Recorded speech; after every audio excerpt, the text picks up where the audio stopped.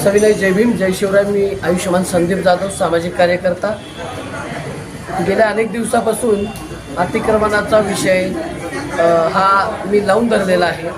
गेल्या 15 ऑगस्टला देखील मी एक खुर्चीचं आंदोलन करून जिल्हाधिकारी कार्यालयात पालकमंत्री शंभूराज देसाई यांनी केलेले अतिक्रमण आणि जे अतिक्रमण त्यांच्याकडून झाले त्या बाबतीत मी खुर्चीचा अवमान झाल्याबद्दल राजशिष्टाचार न पाळल्याबद्दल खुर्चीचे आंदोलन करून त्यांना ही गोष्ट निदर्शनात आणून दिली।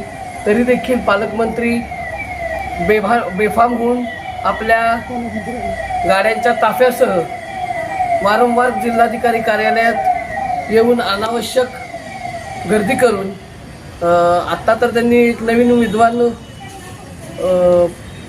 लावलेला आहे की पालकमंत्र्यांनी जिल्हाधिकारी कार्यालयात जी जुनी इमारत आहे आपली जिल्हाधिकारी कार्यालयाची, तिथे अनधिकृतरित्या स्वतःचं पालकमंत्र्यांचं कार्यालय चालू केलेलं आहे, ज्याची काही आवश्यकता नाही।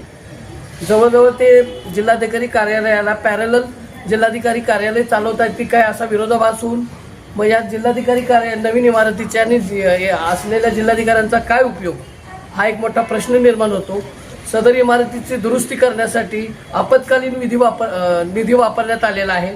या निधीची चौकशी करण्यात यावी, तात्काळ याचं अतिक्रमण पालकमंत्र्यांनी केलेलं अतिक्रमण काढण्यात यावं यासाठी हे निवेदन मी दिलेलं आहे।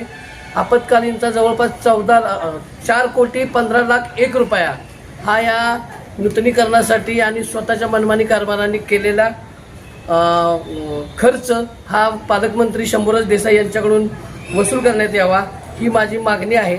आणि तसं न झाल्यास मी जनहित याचिका दाखल करून पालकमंत्र्यांना कोर्टात खेचणार आहे। हे समस्त जनात जाहीर असावे। जय भीम जय शिवराय जय संविधान।